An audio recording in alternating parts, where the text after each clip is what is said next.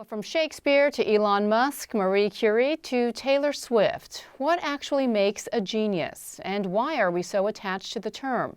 That's the subject of journalist and Atlantic staff writer Helen Lewis's latest book, The Genius Myth. And she joins Walter Isaacson to explain. Thank you, Bianna and Helen Lewis. Welcome to the show. Thank you for having me. Your book's called The Genius Myth. Let's start with that.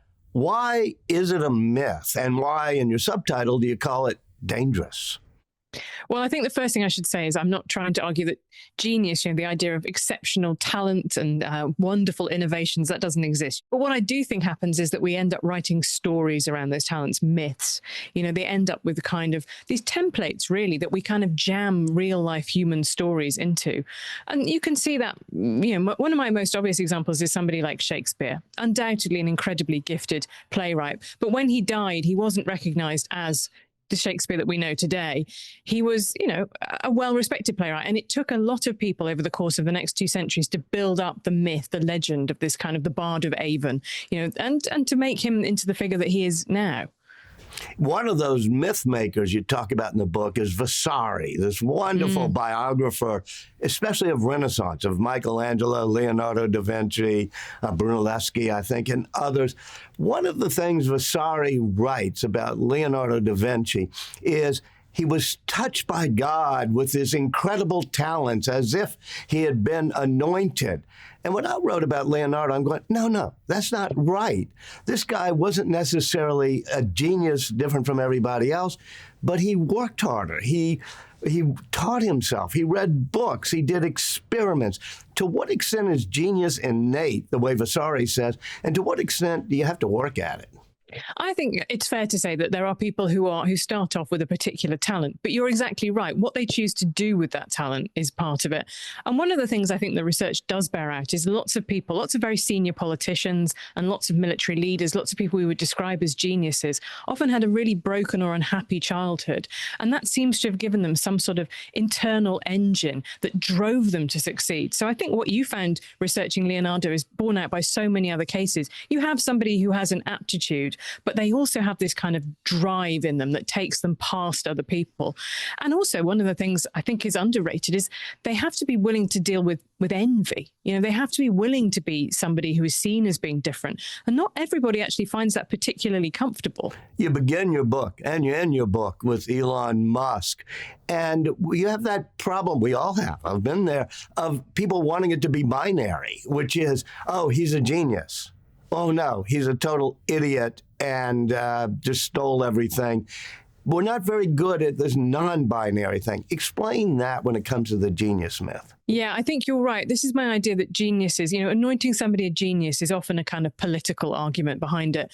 And Elon Musk is a really good example of that. The people who champion him often see him as this kind of Superman, this kind of American dream of somebody who just had this exceptional drive and talent and made it on their own.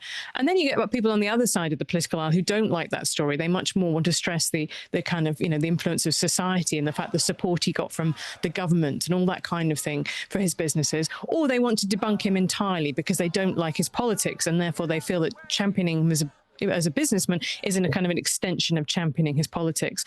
So most people who are geniuses, there is some kind of argument going on about the assessment of them. And that can be, in the case of perhaps some of the people in the Renaissance, an argument for one city in Italy over another city. It could be an argument in the case of Shakespeare for the English language being the most beautiful language in the world.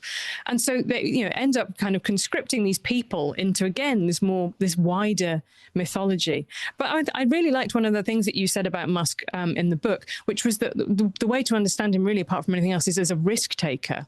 Because I think that does give you a really good insight into the fact that, there's a kind of, they call it the Texas sharpshooter fallacy, the idea you fire at a barn door and then draw a circle around the bit with the heaviest density. He is he's the one risk taker out of everybody else who maybe took as many risks as him, for whom those risks came off. And that, again, we look at the person, the finished product, and try and work back.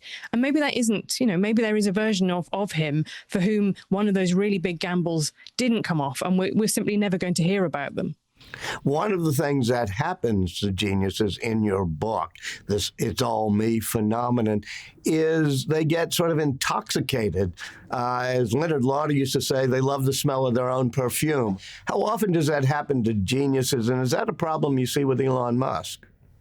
I mean, I think that does happen because, if you just think you're a special person, you don't start to think I'm a talented person who was lucky to have these people around me and be under these social conditions. You think I can transfer this anywhere. And I do think Musk is a really good example of that. And I think you're right to say that people often downplay his earlier achievements because they don't like his politics.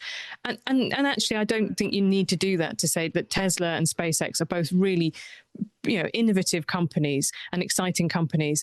But to think that you could transfer the lessons of the private sector wholesale into public sector and government was hubris. That was, I think, a mistake. And sure enough, it ran into trouble because it's a lot harder to make things work in a government that has to serve everybody than, if you're running a car company that you're trying to sell to a particular segment.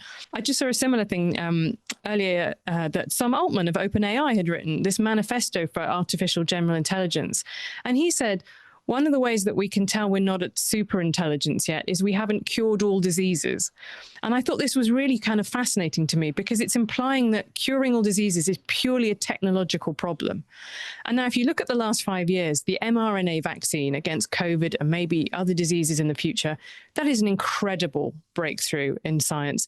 But guess what? Lots of people don't want that vaccine because they don't trust vaccines. They don't trust big pharma.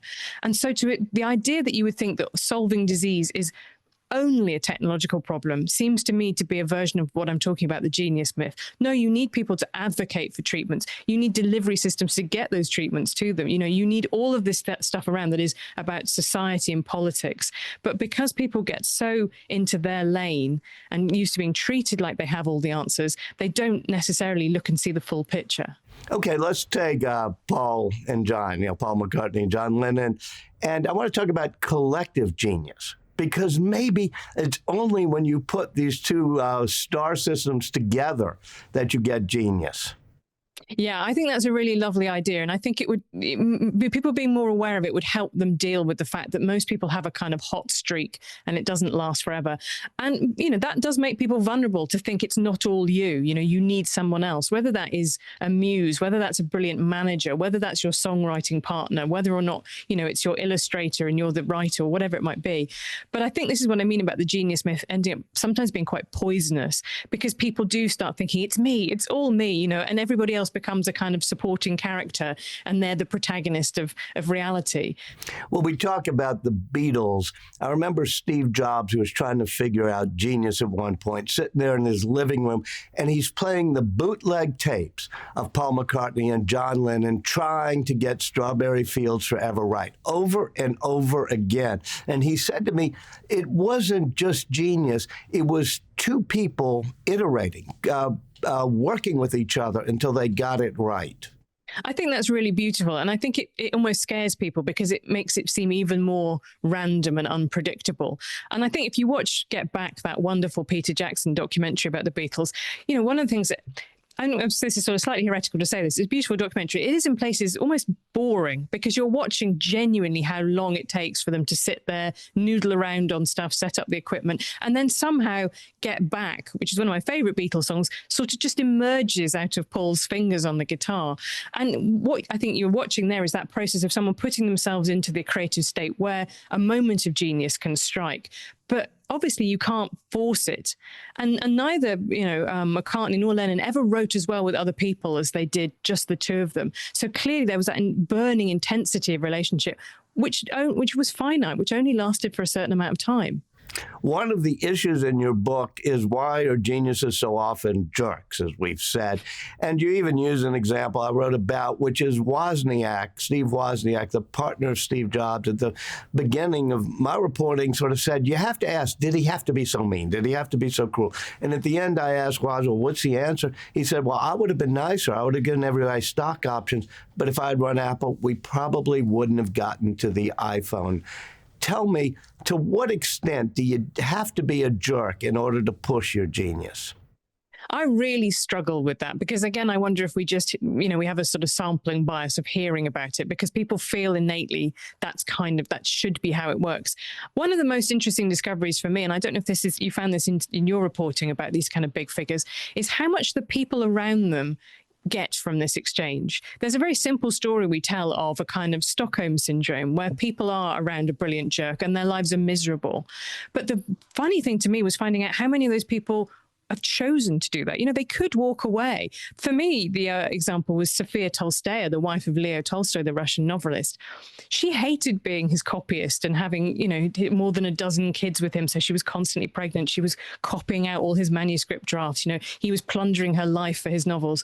But when in middle age, he drifted away from her and he had a new primary relationship in his life. He had this very strong friendship with a young military officer. She was absolutely devastated. So, you know, she wrote in her diary about the fact that she was suppressing what she felt was her own creativity and genius in the service of this great man. But when that got taken away, she was heartbroken by it. And I think that is a really interesting thing, is that, yes, one of the things is maybe people like being around the brilliant jerks because they feel something big is happening. And if there's sacrifices are being made, then there's something exciting going on. And that was something I didn't expect when I went into writing this. You don't really have any examples, I think, of a woman who is considered a genius. Why is that? Yeah, I mean, there are some that would, I think, enter the canon, like Marie Curie, for example, the chemist. It would be one example. I think maybe people would say Taylor Swift now, but I think you have to be very honest. And I say this as someone who's written a feminist history, that our canon of geniuses is really male. And now the interesting question becomes, is that something that is biological or is it social? And I think the jury is out. There are things you could say, for example, that men are on average more ambitious. They are more willing to sacrifice family and domestic life for their careers. They're more willing to be selfish in those careers. But there's also a fact that society has traditionally made it much easier for them. And I think the thing it's easy to forget now, you know, sitting here in 2025, is just the enormous amount of barriers that there have been to people who were excluded from the category of genius. So to give you a couple of examples, you know, in Britain, where I live, women couldn't go to university until 150 years ago. You know, Hertha Ayrton, who I mentioned in the book, an extraordinary physicist, she won the Hughes Medal from the Royal Society, but she wasn't allowed to join the Royal Society. So these places she was where a very close friend of Marie Curie, who also won the medal and wasn't allowed to join the Academy in France. Right, exactly. And I think only inherited her professorship when Pierre Curie died, and they said, okay, well, you can have it. But that, you know, that if you can't join those royal societies, those professional associations, you're not being in the place where the most interesting, exciting discussions are happening. You know, you could say the same thing from the exclusion of Black Americans from larger parts of the academy, or actually the way that the Ivy League discriminated against Jewish Americans in the early part of the 20th century. You know, it wanted to try and preserve the kind of waspy nature of those institutions. So you get, you know, through time, huge numbers of categories of people have these immense legal or social barriers put in their way.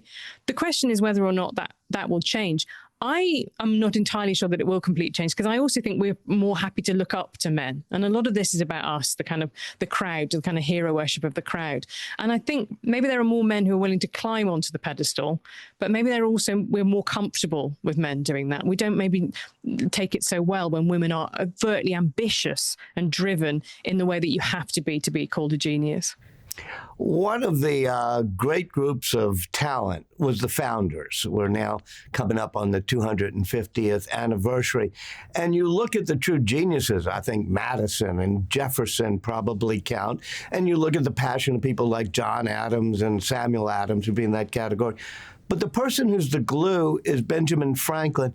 He's not the smartest of them. You know, he's not the genius there, but he's the wisest. How important is wisdom like that compared to genius? That's really interesting that you would say that, because I hadn't ever really thought of it like that. But actually having, you know, too many giant egos in one place can be exciting, but it can also be intensely combustible. And I'm not. This is probably the first time this comparison has ever been made, but I wonder if, to some extent, Benjamin Franklin is a bit like Ringo Starr in the Get Back sessions, which is that everyone just likes having him around. And actually, you're right, he's the glue.